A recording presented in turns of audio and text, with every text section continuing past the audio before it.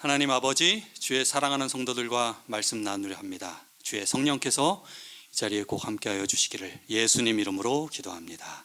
아멘. 자, 기도 전에 우리 소개를 했어야 되는데 우리 하태욱 군 우리 지난번에 왔었죠. 우리 찬빈 군의 친구, 여러분 잘하는 여하에 따라 나올 수 있다고 그랬는데 왔어요. 하태욱 일어나 보세요. 하태욱, 환영합니다. 감사합니다. 찬빈이 위로하기 위해서 온 건 아니죠? 쭉 오는 걸로. 찬빈, 그리고 하태욱 군, 그리고 우리 장세린 청년의 언니, 장사희 청년, 좀 일어나시겠어요? 됐습니다. 환영합니다. 그 전까지는 계속해서 왔다고 하는데 저는 오늘 처음 본 얼굴인 거죠? 네, 그래요. 아무튼 환영합니다. 지속적으로 이렇게 잘 오시면 좋겠습니다. 그 집안이 굉장히 미모가 흐르는 집안인 것 같습니다. 맞습니다. 환영합니다. 여러분, 5월 8일은 어버이날입니다. 우리나라의 어버이날은 미국의 어머니날, Mother's Day에서 발전해서 이렇게 제정되었습니다. 이 어머니날의 기원은 1908년 미국의 버지니아주의 한 마을에서 안나 자이비스라고 하는 소녀가 흰 카네이션을 가슴에 꽂고 돌아가신 어머니를 추모한 것이 그 시작 지점이 되었습니다. 그래서 그때로부터 쭉 이어져 내려오다가 공식적으로는 1914년 윌슨 대통령이 정식으로 매월 둘째 일요일, 올해로 치면은 지난 5월 11일이 그 마더스 데이였습니다. 그 어머니날로 정한 것이 점차 세계적인 연례 행사가 되었습니다. 그래서 이날이 되면 이 어머니의 사랑을 잊지 않기 위하여 어머니께 꽃과 선물을 드리는데, 어머니가 돌아가시고 안 계시게 되면 흰 카네이션을 그 가슴에 본인이 달고, 혹시 살아계신 사람은 붉은 카네이션을 그 부모님의 어머니의 가슴에 달아드리고 이렇게 기념을 하였습니다.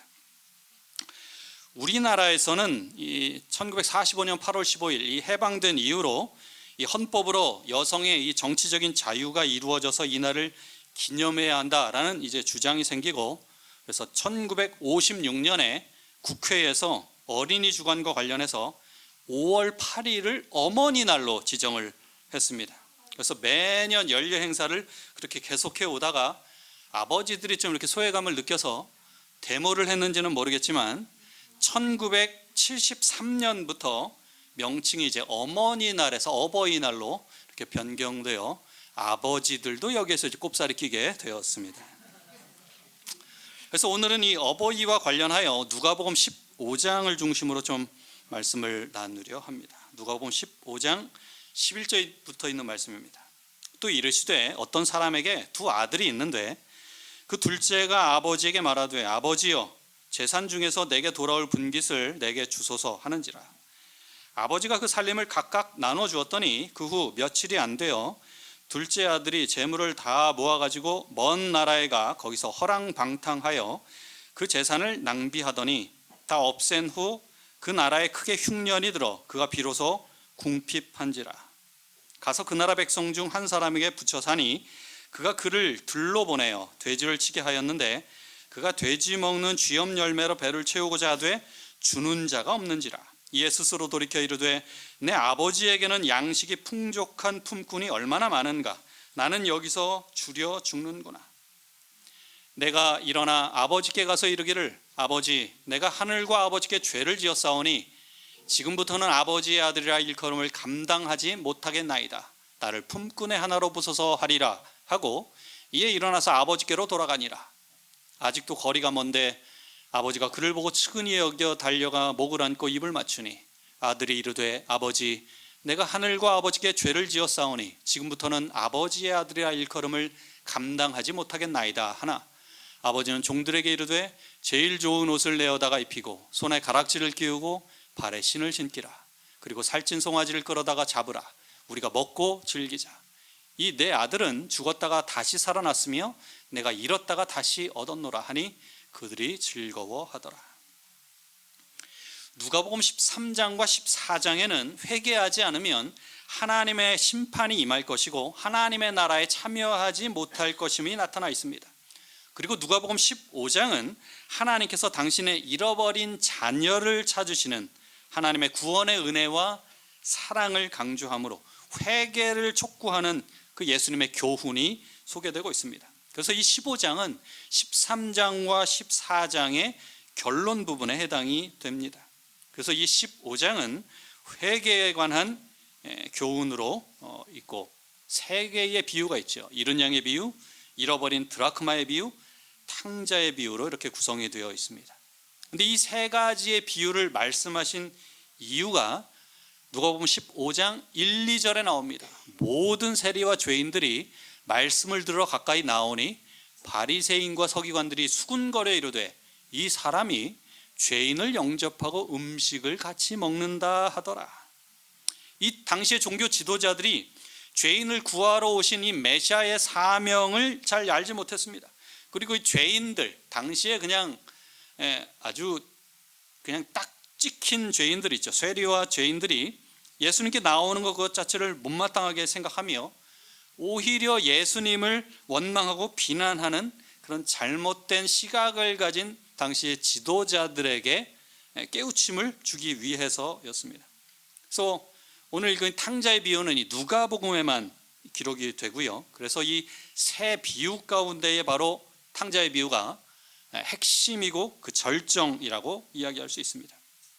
우리가 굉장히 많이 익히 아는 내용이죠. 이 둘째 아들이 아버지에게 자신에게 돌아올 분깃을 요구합니다. 유산을 먼저 땡겨 달라는 거예요. 이 유산은 부모의 임종이 가까웠을 때에 이루어지는 것입니다. 근데 자기 목 먼저 땡겨 달라고 하는 것입니다. 이 유산 분배는 신명기 21장에 의하면 장자는 다른 자녀들보다 2배를 더 받게 되어 있었습니다. 반드시 그 미움을 받는 자의 아들을 장자로 인정하여 자기의 소유에서 그에게는 2몫을 줄 것이니 그는 자기의 기력의 시작이라 장자의 권리가 그에게 있음이니라. 그래서 아들이 둘일 경우에 장남은 유산의 3분의 2를 받고 차남은 3분의 1 받도록 되어 있었습니다. 그래서 이 본문의 둘째 아들은 정정한 아버지에게 미리 유산을 분배해 줄 것 자기 목 3분의 1 달라고 지금 요구합니다.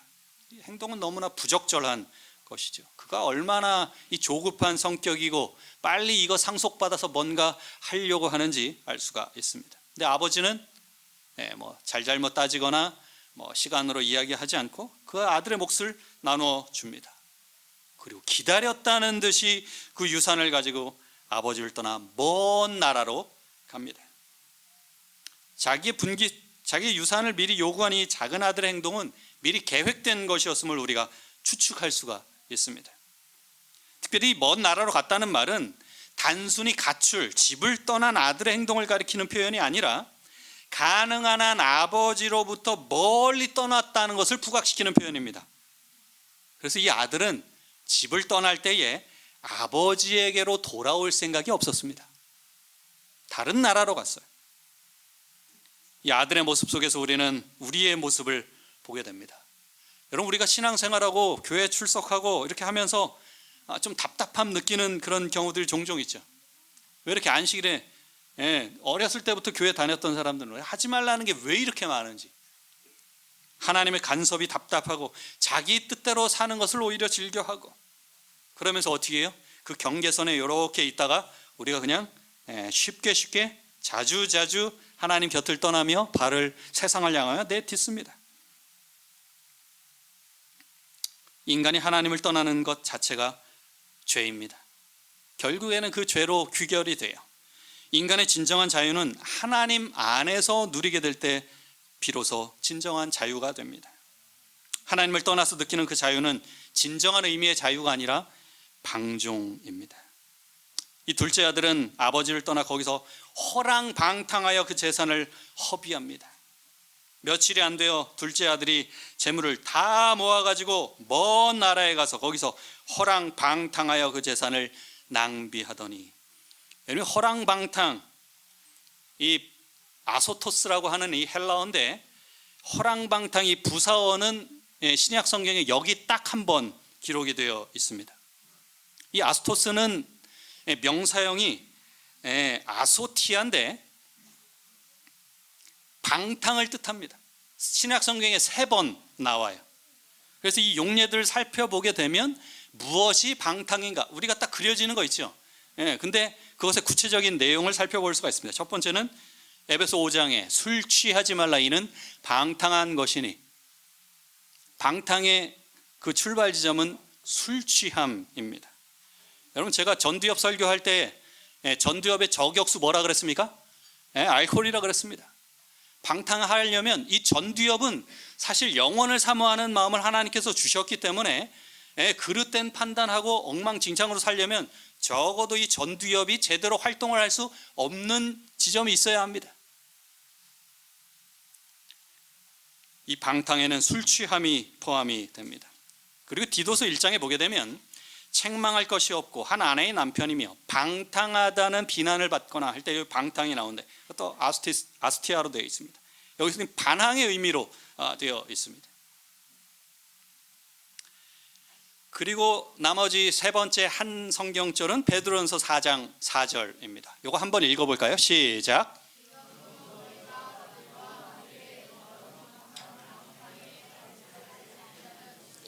그들이 이상히 여겨 비방하나, 여기 그런 극한 방탕이라고 표현되어 있는데 그런 극한 방탕이면은 앞절을 통해서 어떤 방탕인지 알 수가 있습니다. 여긴 거의 종합 선물 세트 같아요. 방탕의 세트로 나옵니다.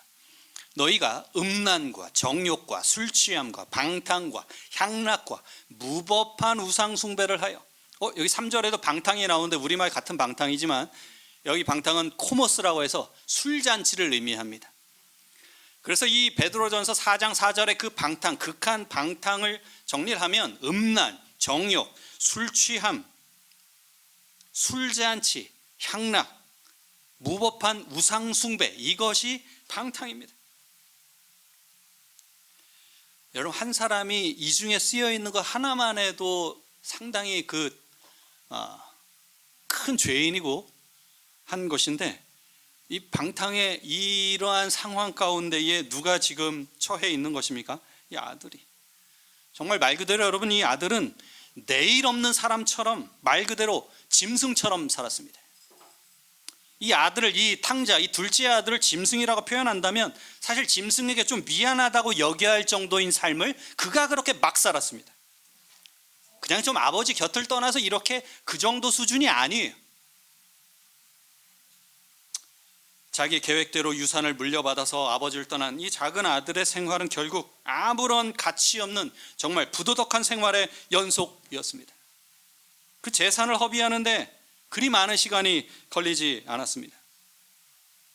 아들의 그 화려한 생활은 말 그대로 시궁창 속에 빠지고 맙니다. 재산을 다 탕진하고 그가 살던 곳을 포함해 모든 나라, 그 나라에 흉년이 생깁니다. 그 나라 전체에 흉년이 들었기 때문에 그 어려운 형편 가운데 짐승처럼 사는 그에게 얼마나 더 큰 힘든 비참함이 있었겠습니까? 돈이 있을 때 그 주변에 있던 친구들, 막 최고라고 박수 쳐주고 했던 그런 친구들은 이미 떠나간 지 오래였습니다. 그 생활의 궁핍함은 그 나라에 있던 그 어떤 사람들보다 심했습니다. 비참한 상태였어요. 일생일대의 위기의 순간이 찾아온 것입니다. 여러분, 정신과 전문인 이 에릭 린드맨이라고 하는 이 박사는 위기를 처했던 사람들을 대상으로 좀 연구했습니다. 이 미국 보스턴에 1942년 코코넛 글로브 나이트 클럽에서 큰 화재가 발생했습니다. 그냥 전구 이렇게 갈고 이렇게 하면서 있던 아주 출발지면 굉장히 단순한 사고였어요. 근데 그로 인하여 492명이 사망하고 130명이 부상을 당했습니다. 그리고 그 가운데 생존했던 사람과 그 가족을 추적 조사했습니다.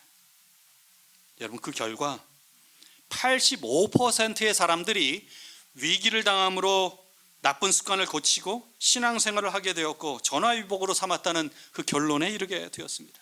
삶의 큰 고난과 어려움과 정말 죽을 고비를 넘기게 되면 그 가운데서 교훈을 찾고 그 가운데 나쁜 습관을 고치는 전화위복의 기회로 삼은 것입니다. 이 둘째 아들에게도 절체절명의 위기가 전화위복이 되었습니다. 비참한 생활이 회개하고 아버지의 품으로 돌아가게 해 주었습니다. 여러분 아버지로부터 물려받은 재산 탕진할 때, 여러분 탕진잼이라고 한때 이렇게 유행한 적이 있었습니다. 뭐 많은 것은 아니지만 자기가 갖고 있는 그 소소한 것들 이렇게 소비하면서 그 가운데 만족을 느끼는 거예요. 내가 오늘은 한 10,000원 내 마음대로 한번 이거 써보겠다 해가지고, 너무 금액을 작게 잡았나? 제 그릇이 이 정도밖에 안 돼가지고 이거 내 마음껏 쓰려면 어디 가야 돼요? 다이소 누구야? 야, 내가 지금 그 얘기 하려고 그랬는데. 다이소, 손경민, 세계적인 바이올리니스트 손경민 집사님이 10,000원 탕진잼 누리려면 어디 간다고? 다이소. 그래, 다이소 가면 10,000원이 이렇게 큰 돈이까 싶을 정도로 살 게 많아. 그렇죠? 그리고 내가 다른 데서 이걸 이렇게 비싸게 주고 샀나 싶을 정도로, 물론 조금씩은 뭐 퀄리티의 차이가 있을 수 있지만 아무튼 이 가성비가 굉장히 좋습니다. 마음에 들어요. 다이소에서 뭐 이렇게 이런 거 받은 거는 없습니다. 아무튼 이 아들은 자기가 이렇게 탕진하면서 그 가운데 만족을 느꼈습니다. 그 주위에 많은 친구들이 박수 쳐주고 격려하고 너 최고라고 쾌락이 있었습니다. 다 탕진하고 흉년이 엄습했을 때에 그 아들은 정말로 궁핍한 상태에 처해 있을 때에 어느 누구도 그 곁에 남아있지 않았습니다. 그 나라 사람 중에 한 사람에게 가서 이제 빌부터 먹고 살게 되었습니다. 그 예전의 신부는 고용주의 아들이었습니다. 이제는 어떤 한 개인의 하인이 되는 거예요. 아버지로부터 떠나 자유를 찾던 이 아들은 이제 다른 사람에게 붙어서 살 수밖에 없는 인생이 되고 맙니다. 하나님을 떠난 인간은 잠시 동안 자기 세상을 만난 것처럼 보입니다. 모든 것이 자기의 마음대로 될 것 같아요. 근데 결국에는 죄와 세상의 노예가 되어서 살아갈 수밖에 없습니다. 비참한 인생이 되죠. 인간에게 진짜 자유란 하나님 안에 있을 때에 진짜 자유로울 수가 있습니다. 진짜 행복할 수가 있는 거예요. 여러분, 물고기가 물을 떠나서는 자유할 수가 없습니다. 물고기가 물을 떠난다는 것은 정말 목숨 걸고 떠나는 거예요.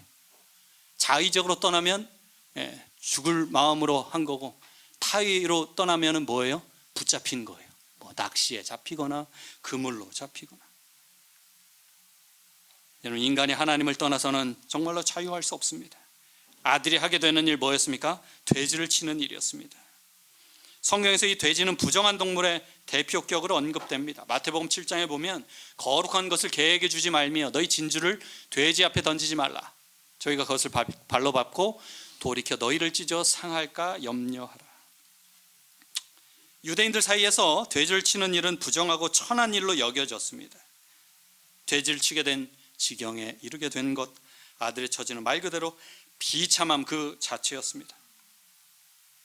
제대로 된 이 식량을 공급받지 못하니까 너무 배가 고파서 쥐염 열매로 배를 채우려 합니다. 그것조차도 없었다고 이야기해요. 여러분, 쥐염 열매는 작은 뿔이라는 뜻으로 열매 모양에서 유래되었습니다.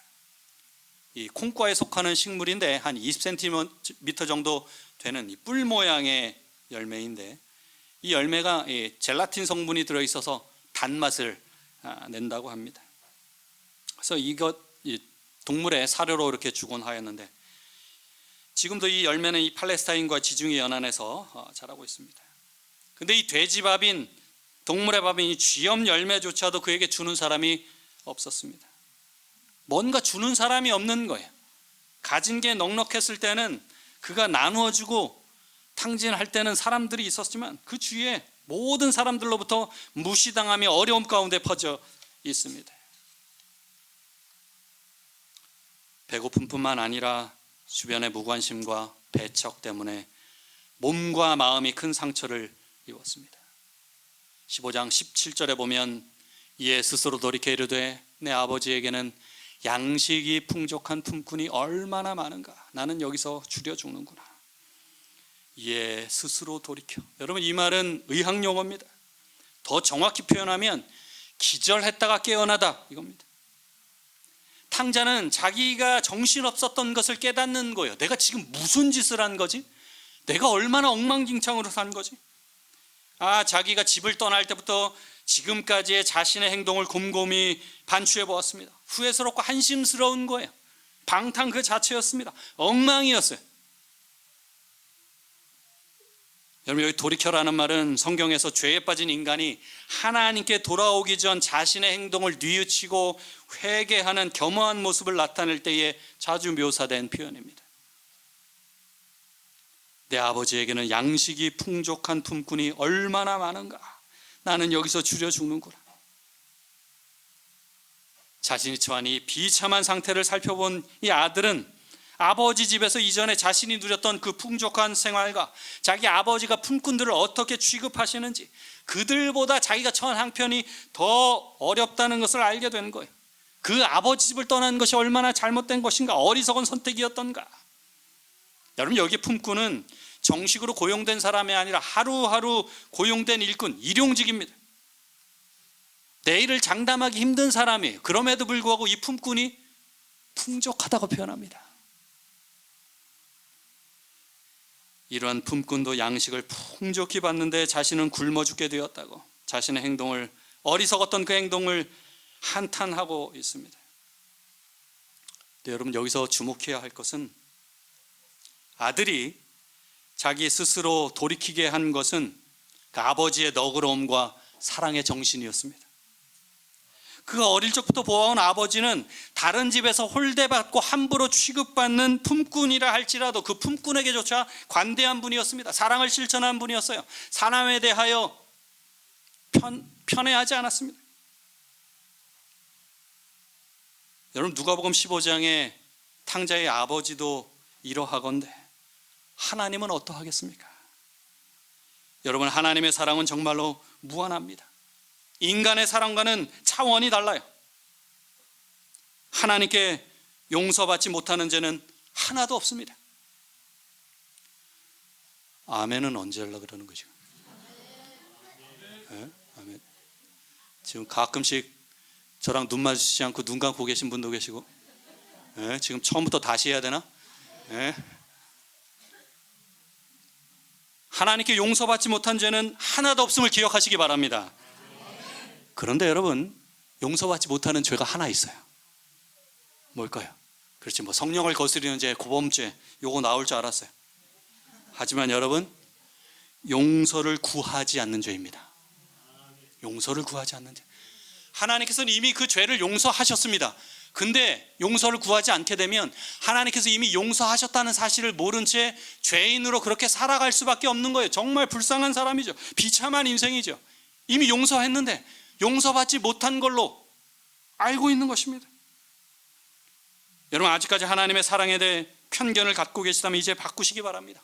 어떠한 죄라 할지라도, 어떠한 잘못이라 할지라도, 이 땅에서 모든 사람이 정죄하는 그 범죄를 저질렀다 할지라도 진정으로 하나님께 회개하고 돌아오기만 한다면 그 하나님께서는 받아주시는 하나님이심을 기억하게 되길 간절히 바랍니다. 하나님의 그 사랑을 잊지 않길 바라요. 지금까지 자신의 어리석음을 깨닫는 이 아들은 자신의 패역함을 회개합니다. 그리고 그 하나님께, 그 아버지께 돌아가기로 그가 결심을 해요. 근데 여러분, 이 결심은 잃어버린 재산에 대하여, 자기가 탕진한 것에 대하여, 방탕한 것에 대하여한 그런 안타까움이나 단순히 이 배고픔을 면하기 위한 것이 아니었습니다. 자기의 위치를 이제 깨달은 거예요. 아버지의 사랑을 알게 된 것입니다. 자신이 무엇을 잘못했는지 고백하고 그에 따른 결과로 아버지로부터 어떠한 취급을 받는다 할지라도 기꺼이 나는 그거에 순응하겠다, 받아들이겠다, 품꾼 중에 하나로 여기더라도 나는 아버지께 가겠다. 이제 집을 떠났습니다. 호기롭게 떠났는데 이제 걱정이 되는 거예요. 집이 가까울수록 마음이 떠요. 걱정되고 초조하고 불안하고, 혹시 이게 아버지가 문전박대하면 어떻게 하나. 그 다음에 또 걱정은 뭘까요? 이사 가셨으면 어떡하나. 여러분, 이 가족과 헤어진 어떤 사고나 뭐 이런 걸로 자녀를 잃어버린 부모들은 그 집을 쉽게 이사하지 못한다고 합니다. 자녀가 기억해서 혹시 찾아올지도 모르니까 그거 계속 기다리는 거예요. 이 아들은 생각이 드는 거, 우리 아버지가 혹시 집을 떠나시고 이사하셨으면 어떡할까? 누가복음 15장 20절 보면 이에 일어나서 아버지께로 돌아가니라. 아직도 거리가 먼데 아버지가 그를 보고 측은히 여겨 달려가 목을 안고 입을 맞추니. 아직도 거리가 먼데, 여러분 정확한 의미는 그가 아직 멀리서 머뭇거리고 있는 동안에, 이런 뜻입니다. 머뭇거리고 있을 때에 누군가 아들을 발견하고 뛰어와요. 누구예요? 아버지였습니다. 아버지가 기다리고 계셨어요. 실무교훈 201페이지에 보면 아직도 거리가 먼데도 그에 붙이는 아들의 모습을 분간했다. 사랑은 눈을 밝게 한다. 여러 해 동안 죄된 생애로 초췌해졌을지라도 그것이 아버지의 눈으로 하여금 그 아들을 몰라보게 할 수는 없었다. 아버지 집을 찾는다고 해서 그가 그래도 목욕탕은 들려야 되지 않을까, 뭐 씻고 갔을까요? 그 냄새나고 꾀죄죄하고 그냥 엉망진창으로 살았던 그 아들, 머리도 아마 떡졌을 것입니다. 막 머리는 막 이가 막 있고, 정말 말 그대로 그냥 네 발로 기어다니면 짐승이라고 했을 거예요. 여러분, 아버지는 아들이 오던 그날만 밖에서 기다리다가 운 좋게 만났을까요? 아닙니다. 아버지는 아들이 나간 그날부터, 가출한 그 직후부터 아들이 돌아오기만을 계속해서 기다리고 있었습니다. 아버지의 생활은 정말로 엉망이었을 것입니다. 삶이 바뀐 거예요. 그의 루틴이 달라졌어요. 움직이던 동선이 바뀐 것입니다. 머무는 시간이 길어졌어요. 어디에요? 문 밖에서. 또 하나, 아들을 기다렸다는 사실은 아버지의 마음속에서 자기 자신을 떠난, 집 떠난 그 아들을 이미 용서했음을 이야기해 줍니다. 나간 날 용서했어요. 어떻게 살지 그건 중요하지 않았어요. 뭐가 가장 중요했습니까? 돌아오는 게 가장 중요했습니다. 아버지가 그를 보고 측은히 여겨 달려가 목을 안고 입을 맞추니, 측은히 여겼다, 달려갔다, 껴안았다, 입을 맞췄다. 이 모두 아버지의 적극적인 행동을 묘사합니다. 아들이 한 거 없어요. 그러니까 쭈뼛쭈뼛 머뭇 요게 답니다. 아버지가 다 움직입니다. 아버지가 행동해요. 적극적으로. 아버지를 동사로 표현하면 수동태가 아니라 능동태입니다. 그것도 그냥 능동태 아니에요. 적극 능동태. 아버지의 적극적인 그 행동을 묘사하는 걸로 볼 때 돌아온 아들을 맞이하니 아버지 기쁨이 어떠했을지 잘 말해주고 있습니다. 남루한 모습으로 왔어요. 누가 이렇게 갔다가 좀 거리를 두자, 그러지 않아요. 아들이 떠난 이후로 줄곧 그 아들을 기다려 오던 아버지에게 떠난 아들이 다시 돌아왔다는 이 사실은 이루 말할 수 없는 큰 기쁨이었습니다. 여러분, 하늘 아버지께서 우리를 사랑하시는 것은 우리에게 어떤 의의나 어떤 공로가 있어서가 아니라 그분의 사랑은 무조건적입니다. 여러분, 하나님은 회개한 죄인을 무조건적으로 용납하셔요. 죄인의 회개를 크게 기뻐하십니다. 하나님의 사랑은 크고 정말로 무한하셔요. 이제 아버지께로 돌아온 이 아들은 자신이 준비한 멘트 하려고 합니다. 자신의 잘못 이 아버지께 고백하면서 자신의 죄를 용서받고자 해요. 아들이 이르되 아버지, 내가 하늘과 아버지께 죄를 지었사오니, 죄 엄청 지었죠. 지금부터는 아버지의 아들이라 일컬음을 감당하지 못하겠나이다 하나. 그 뒤에 생략된 거 막 말하려고 하는데 하나 거기까지 못했어요. 그 다음 말 뭐예요? 그 앞에 성경절 보면 나를 품꾼의 하나로 보소서, 이거 준비했거든요. 나 아들 아니고 뭘로 쳐달라고? 품꾼으로 해도 저 감지덕지입니다. 다 하지 못했습니다. 아들의 마음을 미리 알고 있었던 아버지는 그 아들의 이야기 듣고 아들의 말문을 막습니다. 그리고 아들에게 이야기하지 않고 종들에게 이야기해요. 제일 좋은 옷을 내어다가 입히고 손에 가락지를 끼우고 발에 신을 신기라. 아버지는 그 아들이 나가서 어떤 행동을 하였는지, 어떻게 엉망으로 살았는지, 방탕했던 생활은 어땠는지, 얼마나 술을 먹고 진창 놀았는지 그런 거에 대하여 물어보지 않습니다. 책임도 묻지 않아요. 그리고 아들에게 각서도 받지 않습니다. 야, 잘못한 거 알았지? 종이 꺼내. 네. 이렇게 하죠. 볼펜. 네. 받는 대로 받아 적어. 아버지의 말씀에 적극 순종하겠습니다. 동일한 일이 발생할 시에 두말하지 않고 떠나겠습니다. 사인해. 25년 5월 17일 똑바로 그게 쌓이는데 그러지 않아요, 여러분. 용서는 이미 이루어졌습니다. 여러분, 이 이야기 듣고 죄 짓는데 방탕하게 사는 데에 용기를 가진 이야기가 결코 아닙니다. 돌아온 아들에 대한 기쁨은 이루 말할 수가 없었어요. 여러분, 제일 좋은 옷, 잔치나 연회 때 입는 가장 아름다운 옷입니다. 이 이야기는 뭐냐면 이제 앞으로 있을 잔치의 주인공이 누구라는 거예요? 바로 너다. 회개한 죄인을 용서하시고 용납하시고 그 자리에서 그냥 꾀죄죄하게 있는 모습이 아니라 영광스러운 자리에 앉히는 것입니다. 엄청난 축복이고 특권이고 은혜예요. 가락지를 끼웁니다. 부와 위엄을 나타냅니다. 이제 나의 총애를 받는 아들이라, 이런 뜻입니다. 이제 너 상속받은 거 다 썼지만 이제 뭐로 인정하는 거예요? 다시 상속자로 인정한다는 것입니다. 아들의 지위로 이제 회복이 된 거예요. 품꾼의 하나로 여겨, 종의 신분으로 하나 여기라 그랬는데 발에 신을 신기라고 이야기합니다. 죄인으로 취급받아도 괜찮다고 해서 왔는데 자유인으로 여겨주시는 것입니다.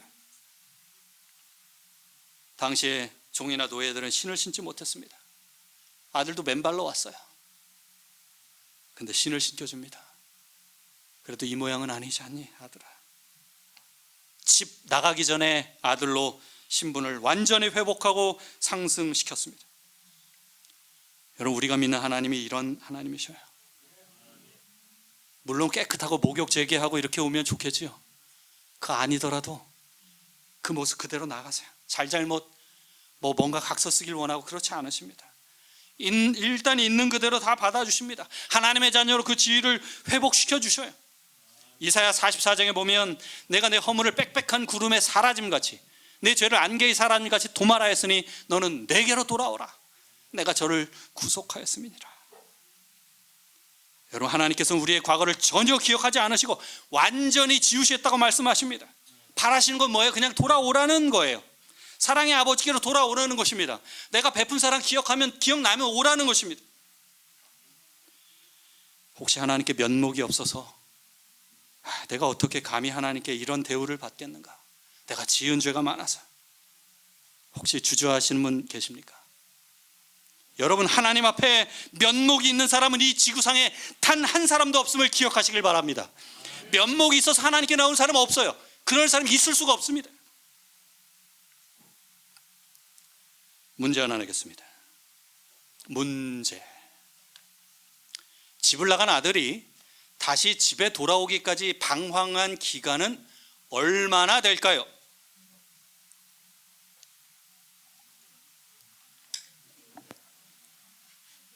큐. 2년? 아니고요. 13년.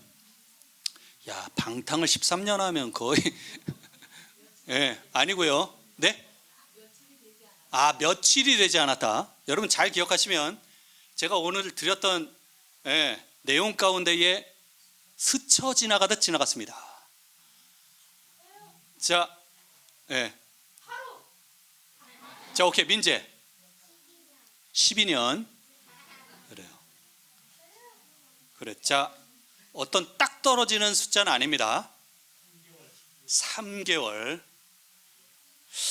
이렇게 오래 걸릴리가? 예, 우리 정장로님 1년. 자, 우리말로 하면 세 글자입니다. 자, 이거 초성 드리겠습니다. 초성을 준비를 안 했는데 이응, 리을, 히읗. 이응, 리을, 히읗. 오케이. 네, 큐. 여러 해. 그렇습니다. 여러 해. 선물 드리겠습니다. 여러 해.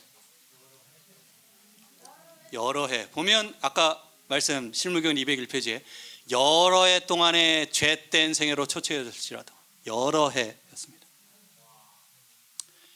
자, 아버지는 잔치 이야기를 하면서 송아지에 대하여 말씀하십니다. 저 이 이야기 때문에 이게 여러 해 이야기합니다. 살찐 송아지를 끌어다가 잡으라. 우리가 먹고 즐기자. 아버지는 아들이 돌아오기만을 기다리고 있었습니다. 근데 여러분, 원어 성경과 영어 성경에 보면 살찐 송아지 앞에 정관사 더가 붙어 있습니다. 더. 그래서 이 살찐 송아지를 정확히 표현하면 살찐 그 송아지입니다. 하인들과 아버지가 공통적으로 알고 있는 그 송아지예요. 이 송아지는 특별한 경우를 위해 예비된 것을 이야기합니다. 아버지는 아들이 돌아오기만을 고대하면서 집 나간 그 아들, 그 시점부터 송아지를 준비했습니다. 그 잔치를 위해 송아지를 준비하는 거예요. 근데 여러분 여러 해 동안 걸렸다 그랬죠. 여러분 소가 송아지 기간이 그리 길지 않습니다. 한 4개월에서 6개월 정도예요. 여러분 사람은 태어나면 바둥바둥 거리고 누워있지만 소는 낳자마자 뛰어다니는 거 아시죠? 네. 송아지 기간이 그리 길지 않습니다. 단순 계산으로 6개월만 잡아도 3년이면은 이 송아지가 6번째 송아지가 되고 5년만 잡아도 이 송아지는 몇 번째예요? 10번째 송아지가 되는 것입니다. 어느 정도 송아지가 소가 되면은 또 낳은 송아지들 가운데에 가장 튼실한 녀석으로 잡아서 그 송아지로 또 애지중지하며 키우는 것입니다. 무엇을 위하여요? 장차 돌아올 그 아들의 잔치를 위하여 준비하는 것입니다. 아들의 귀향이 늦어지면 늦어질수록 잔치를 위한 송아지는 계속해서 교체가 이루어졌을 것입니다. 여러분 하나님은 죄인이 회개하고 돌아오기를 고대할 뿐만 아니라 그때에 누릴 기쁨에 대하여 필요한 것을 미리 준비하고 계십니다. 여러분 누가복음 15장에 나타난 아버지의 사랑은 좀 투박하지만 사뭇 진지합니다. 어떤 면에서 무모하기도 해요. 집 떠난 아들이 언제 올지 모르는데 매일 문 밖에서 아들을 기다립니다. 아버지가 문 밖을 서성이면서 마을 어귀를 바라보면 동네 사람들 모두가 그 이유를 알고 있습니다. 아, 그 집 아버지 또 그 둘째 아들 언제 돌아올지도 모르는데 또 기다리고 있구먼. 혀를 끌끌 차고. 비가 오나 눈이 오나 날씨와 상관없이 계절에 상관없이 몇 년이 지나도록 주위에서 뭐라고 하거나 말거나 다른 사람들이 시간 낭비라고 수군거리더라도 아버지는 꿋꿋하게 집 나간 아들을 기다립니다. 언제까지요? 돌아올 때까지. 여러분 남들이 보기에는 정말 무모한 사랑을 해요. 정말 무모한 일입니다. 시간 낭비처럼 보입니다. 우리가 믿는 하나님은 이런 사랑을 하는 분이에요. 계속 기다리셔요. 끝까지 기다립니다. 돌아올 때까지. 사탄이 이 사람은 내 사람입니다. 하나님 저 사람은 당신에게 돌아갈 일은 없을 겁니다. 이렇게 말하더라도 사탄이 그러거나 말거나 한 사람도 포기하지 않으시고 어떠한 모양 어떠한 처지에 있는 사람이라 할지라도 회개하고 돌이켜 돌아오기를 기다리고 계셔요. 근데 우리는 하나님의 그 변하지 않는 사랑이 믿기지 않는지 아직도 거리가 먼데처럼 머뭇머뭇거립니다. 하나님께 다가갈 용기가 생기지 않아요. 도저히 여러분 하나님께 나아갈 용기가 없다면 하나님께 내 모습을 멀리서나마 볼 수 있도록 살짝만 언뜻 보여주세요. 하나님 이렇게. 그럼 우리의 사랑의 아버지는 친히 달려오셔서 목을 안고 기뻐하시며 준비해온 말들을 하나님 제가 이렇게 할 때 우리의 입을 막으시고 당신의 의로운 옷을 입혀주시면서 감싸 안으시고 나의 자녀다. 너는 하늘나라의 상속자다. 받아주시면서 그렇게 인정해 주실 것입니다. 우린 이렇게 멋진 하나님을 아버지라 부릅니다. 여러분 오늘 이후로 하나님의 그 무한한 사랑을 결단코 잊지 않게 되길 간절히 바랍니다. 하나님의 사랑을 꼭 기억하시길 바랍니다. 여러분 하나님 앞에서 꾸밈 금지. 꾸미지 마세요. 자 따라하시기 바랍니다. 하나님 앞에서 꾸밈 금지. 꾸밀 필요 없어요. 충분히 예쁘고 충분히 아름답습니다. 우리는 하나님께 보실 때에 충분히 예뻐요. 뿌잉뿌잉 설교 기억나죠? 우리가 어떻다고요? 아 귀여워요. 너무 귀여워. 해야지 또 뿌잉뿌잉 한번 하겠습니다. 자 두 주먹 쥐고 자 볼에 대면서 이 나이 먹고 이거 해야 되나? 충분히 해도 돼요. 하나님께서 보시기에 그렇기 때문에. 자 시작. 뿌잉뿌잉. 그렇죠. 얼마나 귀여워. 꾸밈 금지. 있는 모습 그대로. 우리는 하나님께서 보실 때에 충분히 예쁩니다. 실무교훈 204페이지에 일어나서 그대의 하늘 아버지께로 돌아가라. 그리하면 그는 멀리까지 나와서 그대를 영접하실 것이다. 만일 그대가 회개하고 그분을 향해 한 걸음만 내디딘다 해도 그분은 재빨리 무한하신 사랑의 팔로 그대를 안아 영접하실 것이다. 여러 걸음 달려나갈 필요 없어요. 살짝만 의견 피력하면 됩니다. 그분은 재빨리 마음 바뀌면 안 되지. 무한하신 사랑의 팔로. 우리를 있는 그대로의 모습으로 받아주시고 안아주시는 그 하나님께 나아가셔서 준비된 하늘의 상급 주의 은혜로 누리시는 우리 모든 성도님들 되시길 간절히 바라며 말씀을 마치겠습니다. 기도하겠습니다. 하나님 아버지, 얼마나 자주 주님 곁을 떠나고 방황하려고 애쓰며 노력했습니까?